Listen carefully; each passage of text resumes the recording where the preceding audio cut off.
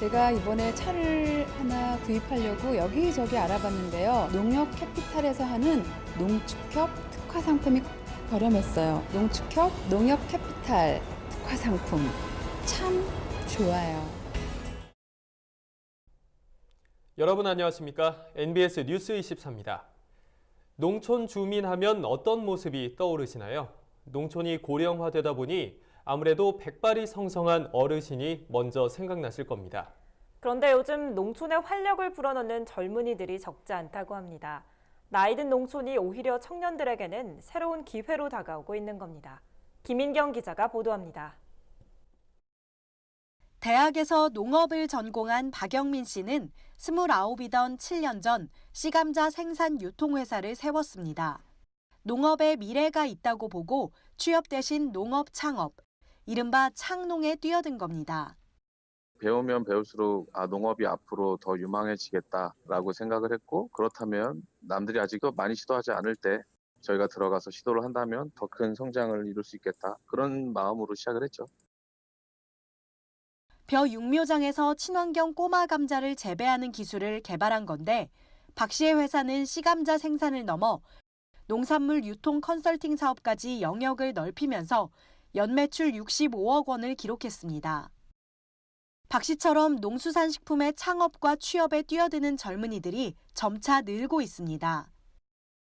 지난해 국내 전체 벤처기업은 35,300여 곳, 2013년 29,000여 곳보다 21% 정도 늘었습니다. 같은 기간 농식품 벤처기업은 1,203곳에서 1,932곳으로 62%나 증가했습니다. 증가 추세가 다른 분야에 비해 3배나 가파릅니다. 고령화한 농업과 농촌을 오히려 기회의 땅으로 인식하고 새로운 가능성을 찾으려는 청년들이 많아지는 겁니다. 이 같은 청년들의 창농 취농 열풍에는 정부의 지원책이 한몫하고 있다는 평가입니다. 올해 정부의 청년 창업농 지원 사업에는 모집 인원보다 3배가량 많은 지원자가 몰렸고, 스마트팜 교육 대상자 선발에도 청년들이 앞다퉈 지원하면서 5대1의 경쟁률을 기록했습니다. 이제 청년들은 농업을 어렵고 힘들면서 시대에 뒤떨어진 사양 산업이라고 인식하는 게 아니라 새로운 성장 산업으로 여기기 시작했다는 분석입니다. 최근에는 부모님과 함께 농사를 짓는 중학생 농부 한태웅 군 등 젊은 농부들이 방송을 통해 농촌 생활의 즐거움을 알리고 있습니다. 경기도 안성시에서 농사를 짓고 있는 청년 농부 한태웅입니다. 우리 농업과 농촌에도 밝은 미래가 있고 희망이 있다는 걸 제가 몸소 보여드리는 것처럼 젊고 활기찬 농촌, 일할 맛 나는 농촌의 모습을 보여주셨으면 좋겠습니다. 정부 예산도 대폭 늘어 미래 농부들을 든든히 뒷받침하고 있습니다. 농식품부는 청년 농업인 영농정착 지원 사업을 위해 2019년도 예산안에 233억 3,300만 원을 편성했습니다. 올해 128억 4,900만 원보다 82% 가까이 늘어난 금액입니다. 정부가 올해 처음 도입한 사업으로 농업에 새롭게 뛰어든 청년들에게 길게는 3년 동안 월 최대 100만 원의 영농정착 지원금을 지급할 방침입니다. 농식품부는 내년에 3,600여 명의 청년농이 영농정착 지원금을 받을 것으로 예상했습니다. 전문가들은 소멸 위기에 놓인 농촌에 보다 많은 청년들이 유입되도록 각종 기회의 폭을 넓혀야 한다고 강조했습니다. NBS 뉴스 김인경입니다. 청년들이 농촌을 새로운 기회로 여기고 창업을 통해 성공한 과정 앞서 리포트에서 보셨는데요. 미래 전문 농업인을 육성하는 국립한국농수산대학이 내년도 신입생 지원자 수가 사상 최대치를 기록했습니다. 특히 10대와 20대 청년층의 지원율이 눈에 띄게 늘었는데 취업난으로 어려움을 겪는 청년들이 농업을 취업과 창업의 기회로 인식하고 있는 것으로 보입니다. 김하영 기자의 보도입니다. 1997년 처음 문을 연 국립한국농수산대학은 농수산업 종사자를 전문적으로 양성하는 3년제 국립전문대학입니다. 얼마 전 한농대가 2019년 신입생 모집 원서 접수를 마감했는데 1997년 개교 이래 가장 많은 응시생이 지원, 역대 최다를 기록했습니다. 총 18개 학과 550명 모집에 2,261명이 지원했고 평균 4.11대 1의 경쟁률을 보였는데 종전 최다 기록인 지난해의 신입생 지원수 2,054명을 뛰어넘었습니다. 학과별로는 한우학과가 6.95대 1로 가장 경쟁률이 높았고 그 다음은 농수산 비즈니스학과, 산림학과 순으로 높은 경쟁률을 보였습니다. 특히 이번 신입생 모집에서 주목할 점은 10대에서 20대 청년층의 지원이 눈에 띄게 늘어났다는 점입니다. 작년보다 무려 11.1%나 늘어났습니다. 한농대의 인기 비결은 바로 실습 중심으로 수업이 이루어지기 때문에 졸업 후 농업 등의 현장에서 바로 일을 할 수 있다는 점입니다. 저는 졸업 후에 영농 CEO가 되는 것이 꿈인데 다른 학교와는 다르게 우리 학교에서는 실습 위주의 커리큘럼으로 체계적으로 배울 수 있어서 도움이 많이 된다고 생각합니다. 교내에 농기계 운전 연습장까지 갖춰 실습 위주의 수업이 더욱 내실화됐다는 평가를 받고 있습니다. 뿐만 아니라 등록금과 수업료, 기숙사비 전액이 국비로 지원됩니다. 이에 이번 국정감사에서도 여러 국회의원으로부터 한농대 설립은 정부의 농업정책 중 가장 성공적인 것 중 하나라는 극찬을 받기도 했습니다. MBS 뉴스 김아영입니다. 국내외 농업기술의 현주소를 엿볼 수 있는 2018 대한민국 국제농기계자재박람회 키엠스타가 지난달 31일 충남 천안 삼거리에서 그 화려한 막을 올렸습니다. 4차 산업기술을 접목한 첨단 농기계와 가상 시뮬레이션 체험 등 다양한 미래 농업기술을 엿볼 수 있었는데요. 현장에 신건 기자가 다녀왔습니다. 지금부터 2018 대한민국 국제농기계자재 박람회 개막을 선언합니다. 국내 최대 규모의 농기자재 박람회인 2018 대한민국 국제농기계자재박람회가 지난달 31일 충남 천안 삼거리 공원에서 막을 올렸습니다. 농림축산식품부가 주최하고 농민신문사, 천안시, 한국농기계공업협동조합이 공동 주관하는 이 행사에는 전 세계 33개국에서 460개 업체가 참가해 국제박람회의 위상에 걸맞는 규모를 뽐냈습니다. 개막식에는 이규희, 박안주 더불어민주당 의원, 양승조 충남도지사 등이 참석해 박람회의 성공적 개최를 기원했습니다.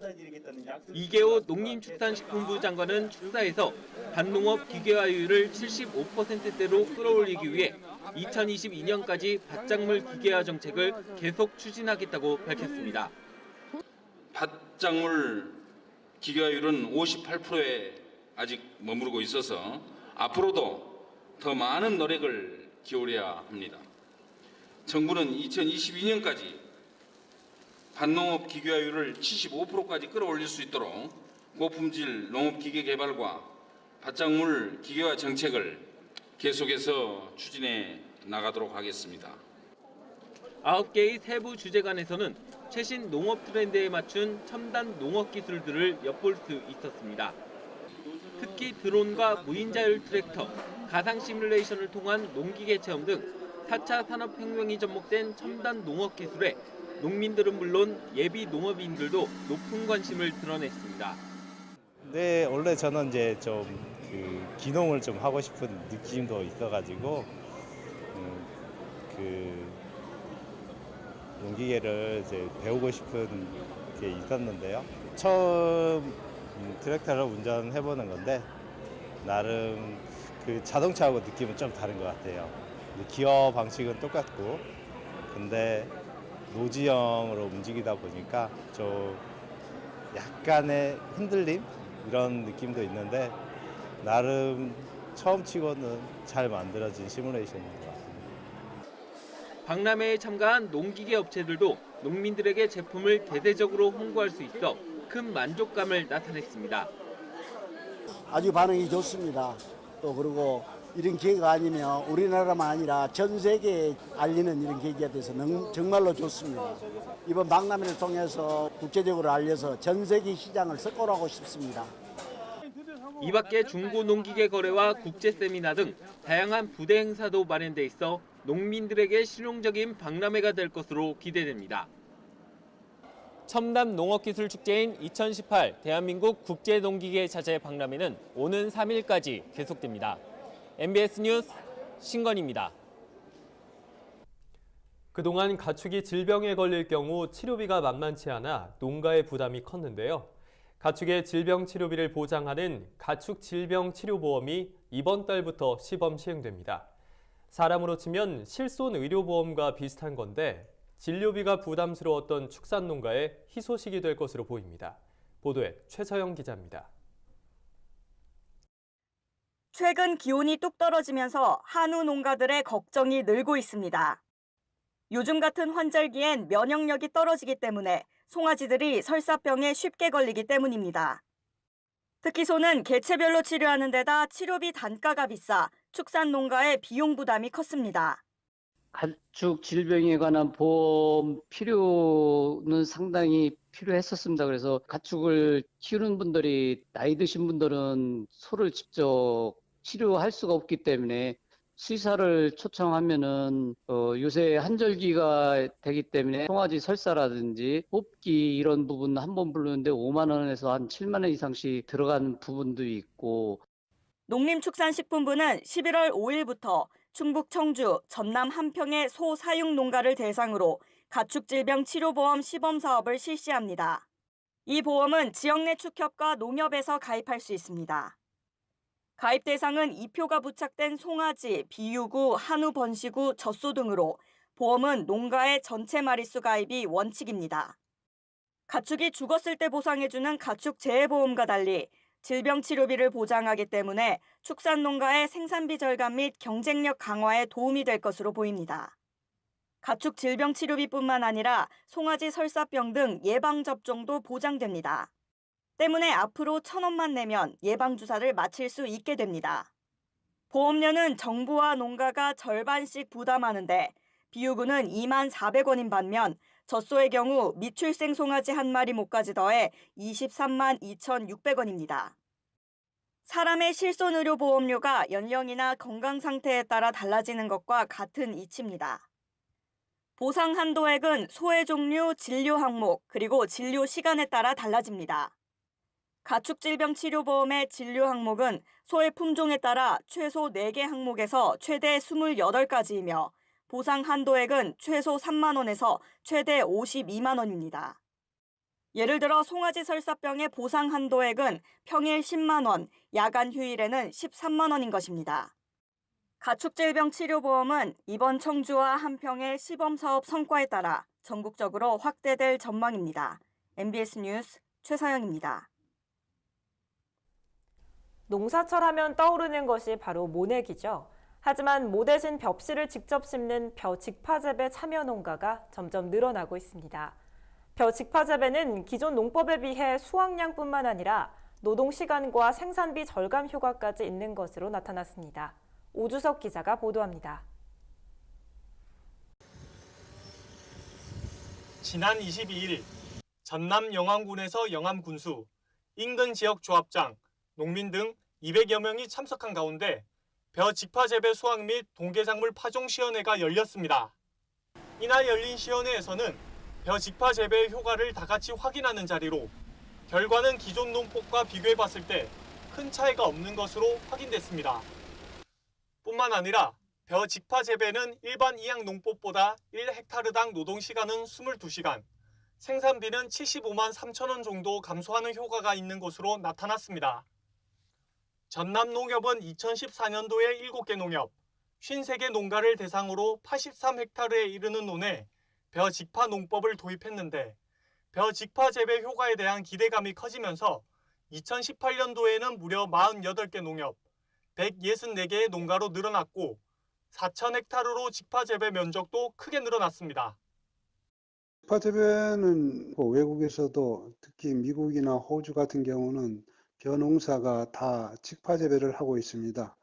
농협 중앙회를 비롯해서 전남 농협지역본부에서 직파 재배를 늘리기 위해서 지원 정책을 펼치고 있습니다. 앞으로의 벼 재배는 사실 직파 재배 쪽으로 방향은 나갈 것 같습니다.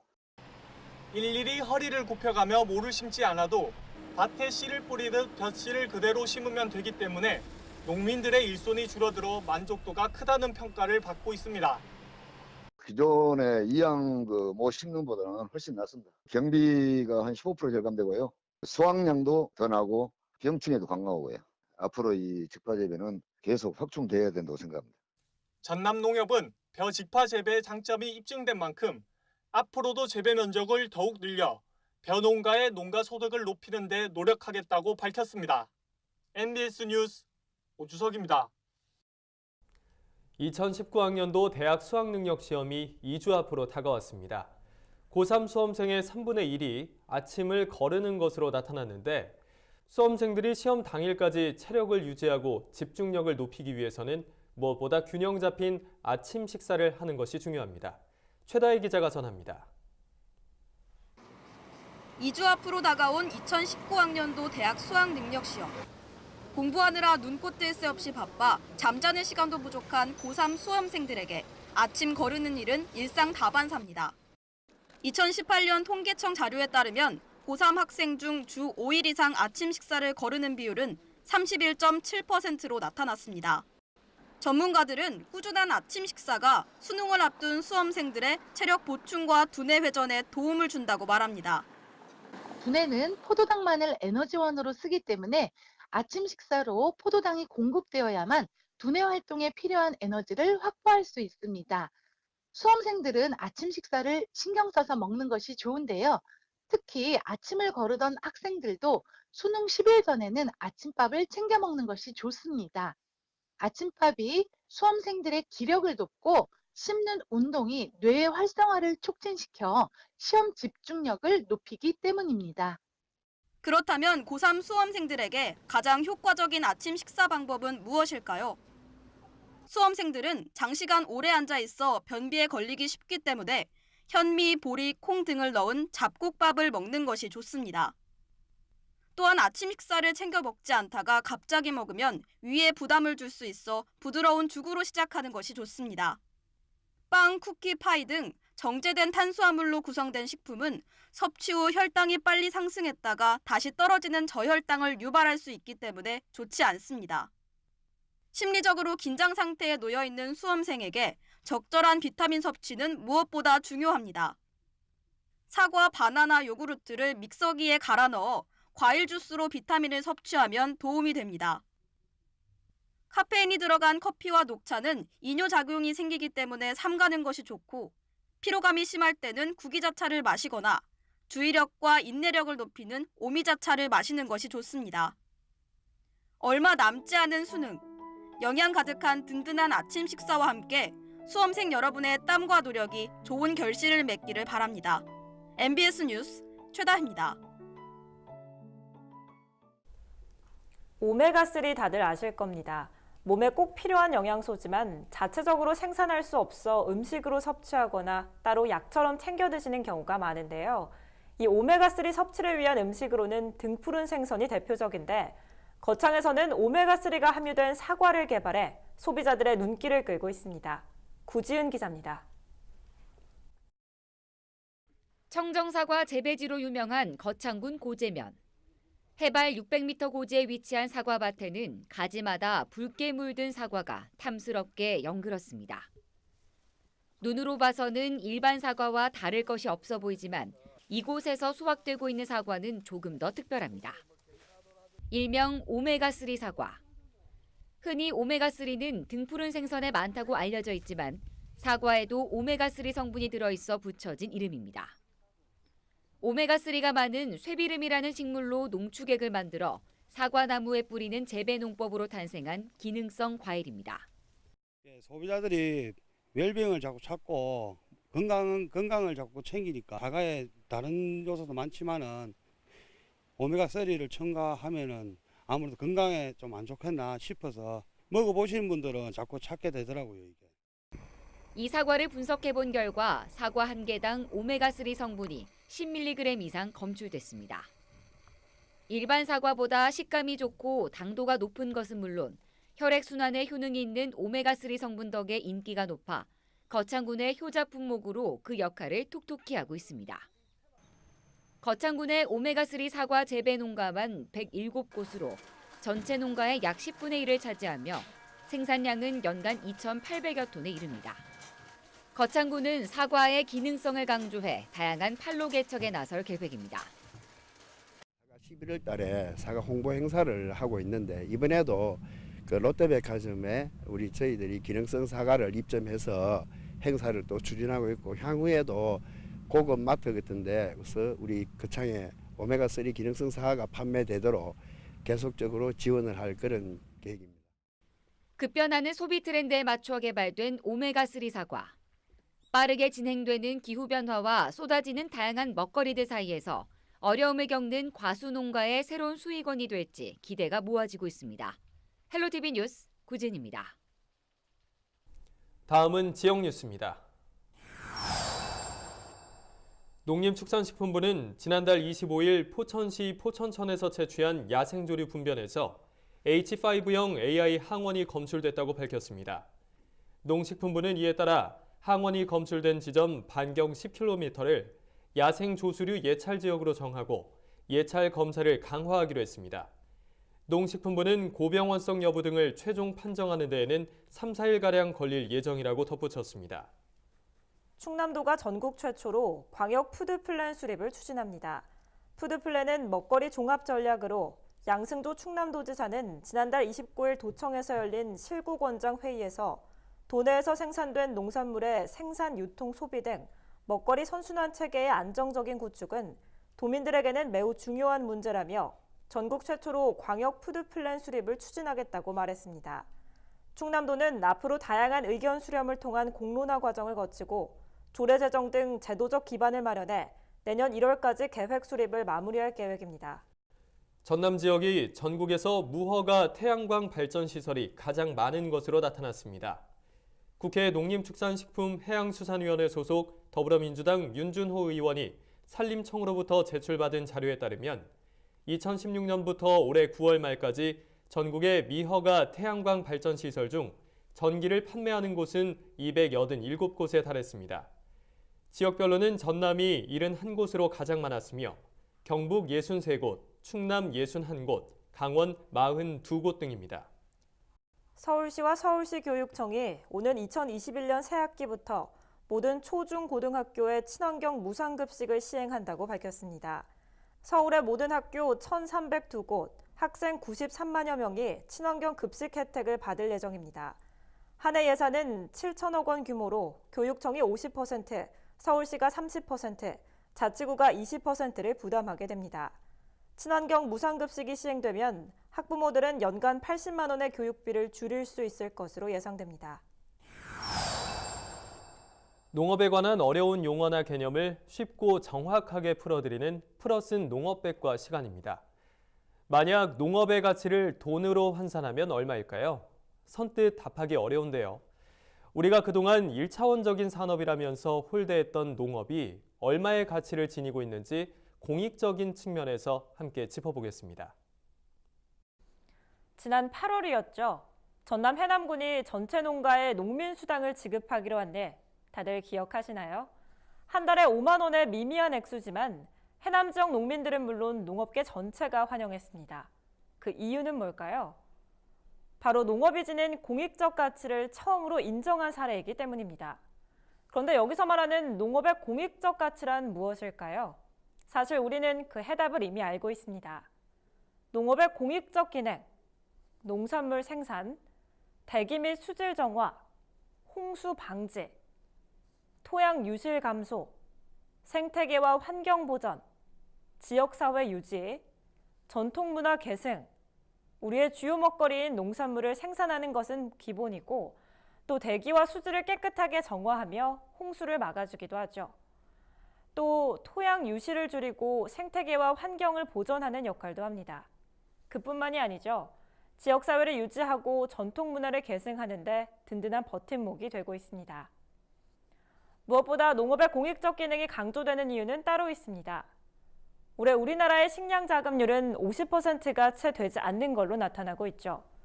우리 국민이 소비한 식량의 절반이 외국산으로 충당되고 있다는 건데요. 우리의 식량 안보가 심각하게 위협받고 있는 상황입니다. 눈앞에 닥친 식량 안보의 위기를 극복할 수 있는 그 첫 번째 방법, 바로 농업입니다. 농업은 그만큼 공익적 가치가 있습니다. 다행히 우리나라 국민의 3분의 2가 농업의 공익적 가치를 인식하고 있다는 조사 결과가 나왔고, 이제는 농업의 가치를 단순한 산업의 관점이 아닌 공익의 관점에서 봐야 한다는 취지에서 헌법에 농업의 공익적 기능을 명시하자는 논의도 계속되고 있습니다. 5,000년 역사를 가진 유일한 산업이자 우리 민족의 생명 창고인 농업, 그 공익적 가치를 보호하고 육성하는 일에 우리 모두 관심을 가져야 하지 않을까요?